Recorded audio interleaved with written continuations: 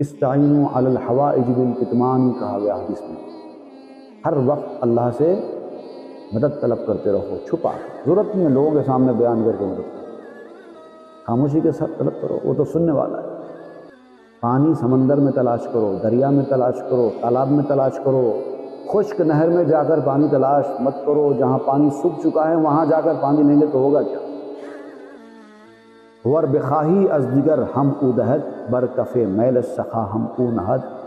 اگر تم دوسرے سے کوئی چیز طلب کریں گے تو وہ تو وہی دے گا جو اس کے پاس ہے۔ پہلے تو ہر آدمی ہر چیز دیتا نہیں، اور اگر دے بھی تو وہی چیز دے گا جو اس کے پاس ہے۔ اب سب کے پاس سب کچھ ہوتا تو نہیں ہے نا۔ آپ کے ہاتھ میں اگر وہ سخاوت کا مظاہرہ کر کے کچھ رکھ بھی دے گا تو وہی چیز دے گا جو اس کے پاس ہوگی، جو خود اس کے پاس نہیں ہے وہ کہاں سے لا کے دے گا؟ اور کس کے پاس کتنا ہوتا ہے؟ ہر ایک کے پاس لمیٹڈ ہی ہوتا ہے۔